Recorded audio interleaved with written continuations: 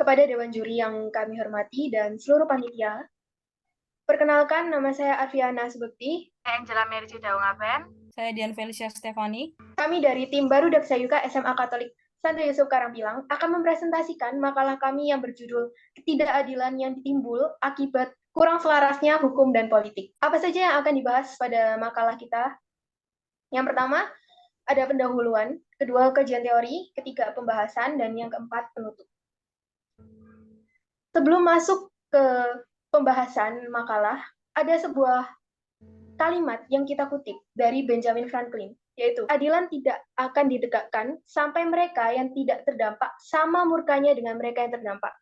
Hal ini sangat menggambarkan kondisi hukum di Indonesia, di mana jika rakyat kecil menyampaikan aspirasinya, jarang didengar oleh pemerintah. Kemudian kita akan masuk kepada bab yang pertama, yaitu pendahuluan. Nah, mengapa kami memilih topik ini? Kami memilih topik ini karena hukum dan politik adalah dua keterikatan yang mutlak dimiliki suatu negara dan tidak pernah membosankan untuk dibahas. Hukum merupakan buah dari politik.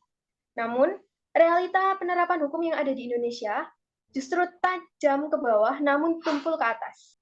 Lalu di sini kita akan menyimak tujuan dari makalah yang kita bahas. Yang pertama, menganalisis dan mengetahui keterkaitan antara keberadaan hukum dan sistem politik. Yang kedua, menganalisis dan mengetahui dampak dari tumpulnya atau ketidakadilan hukum. Dan yang terakhir, menganalisis penyelesaian yang terdapat diberikan generasi penerus bangsa untuk mengatasi ketidakadilan. Lalu di sini kami juga menulis beberapa manfaat bagi penulis, yaitu yang pertama, menambah wawasan dan pengetahuan mengenai definisi dan keterkaitan dari politik dan hukum. Yang kedua, meningkatkan kesadaran terhadap kondisi hukum di Indonesia. Yang ketiga, membentuk karakter untuk memperjuangkan kepentingan bersama dibanding kepentingan pribadi. Dan yang terakhir, mengetahui cara untuk memperbaiki hukum yang kurang efektif di Indonesia. Berapa manfaat bagi masyarakat? Antara lain, meningkatkan kesadaran masyarakat atas pentingnya keadilan bagi bangsa Indonesia, dan meningkatkan kesadaran masyarakat untuk perubahan produk hukum ke arah yang lebih baik. Lalu kita lanjut pada rumusan masalah. Bagaimana hukum, undang-undang, peraturan pemerintah, atau bahkan peraturan pengganti undang-undang yang telah disahkan tersebut dapat menjamin terbentuknya keadilan untuk semua lapisan masyarakat tanpa memihak kalangan elit. Lalu, bagaimana maraknya pelanggaran hukum dan kasus ketidakadilan karena hukum itu sendiri yang seharusnya menjadi perhatian khusus pemerintah. Apakah hukum atau undang-undang yang baru disahkan pemerintah dapat menjamin perbaikan kualitas hukum dan aspek kehidupan terkait Indonesia? Jika tidak, mengapa pemerintah tetap mempertahankan hukum tersebut? Selanjutnya, saya akan membahas tentang kajian teori. Apakah hukum dan politik saling berhubungan? Hukum ialah segala sesuatu yang sudah tentu dan jelas keberadaannya, bisa dibuktikan, serta selalu dibutuhkan. Sementara politik suatu hal yang masih tidak pasti dan selalu berubah-ubah, seiring berjalannya waktu atau bergantinya para pelaku politik. Selanjutnya, hukum tanpa politik akan lumpuh dan hampa karena tidak memiliki kekuasaan politik untuk menegakkannya. Sebaliknya, politik tanpa hukum akan buta karena tidak mempunyai acuan-acuan normatif kemana kekuasaan harus diarahkan. Dapat disimpulkan bahwa politik dan hukum adalah suatu subsistem kemasyarakatan yang berada pada posisi derajat determinasi antara satu dengan yang lain. Selanjutnya, lembaga yang berwenang buat hukum adalah lembaga legislatif.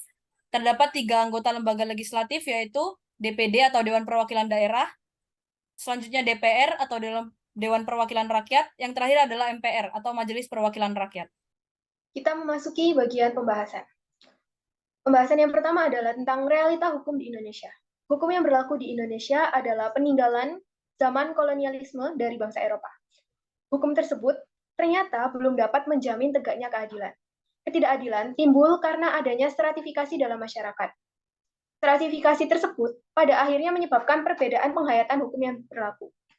Karena itu muncul pandangan hukum yang tumpul ke atas namun tajam ke bawah. Semakin tinggi kedudukan suatu kelompok secara ekonomi maupun politik, semakin besar pula pengaruhnya dalam hukum. Negara cenderung membuat hukum yang berdasarkan kepada kepentingan elit ekonomi dan elit politik. Sulit bagi sebuah hukum untuk mengalahkan suap, gratifikasi, serta iming-iming yang dilakukan oleh oknum-oknum nakal. Warga golongan atas yang memiliki kekuasaan seakan permanen hayati nyaman dan hidup layak tanpa kekurangan sedikitpun. Namun, para warga kecil justru hidup menderita. Oleh sebab itu, warga kecil meminta hak mereka disetarakan dan diperjuangkan agar sama dengan hak yang didapat oleh rakyat tinggi kepada wakil rakyat. Upaya pemerintah dan generasi muda untuk mengatasi ketidakadilan. Yang pertama, pemerintah dapat melakukan pemerataan pembangunan tanpa adanya pembedaan sehingga tidak lagi ada daerah yang tertinggal. Pemerintah dapat mengatasi dengan hal-hal kecil seperti memperbaiki jalanan yang rusak, menyamaratakan gedung pada kota maupun desa. Yang kedua, mengupayakan agar bangsa Indonesia menjadi bangsa yang dapat menerapkan norma-norma agama pada semua aspek kehidupan. Yang artinya, suatu saat nanti tidak ada lagi yang namanya mayoritas agama, suatu agama maupun minoritas dalam suatu negara. Yang ketiga, memberi akses yang sama dan adil bagi seluruh masyarakat tanpa terkecuali. Yang keempat, menolak segala bentuk gratifikasi, suap, dan korupsi. Yang kelima, harapnya wakil rakyat dapat mengadakan rapat rutin yang khusus untuk membahas nasib rakyat kecil. Yang keenam, bersikap objektif terhadap tindak pidana tanpa mengkhususkan kaum elit politik. Dan yang terakhir, memilih wakil rakyat yang terpercaya dan dapat menerima aspirasi publik. Dapat kami simpulkan, bisa dilihat baik hukum yang sudah lama berlaku maupun hukum yang baru saja disahkan masih belum dapat mengatasi dan menjawab persoalan publik.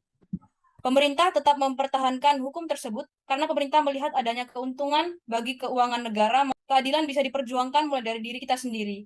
Apabila kita tetap diam dan pasrah terhadap kesewenang-wenangan, maka selamanya kita tidak akan pernah mencapai keadilan yang selalu diimpikan.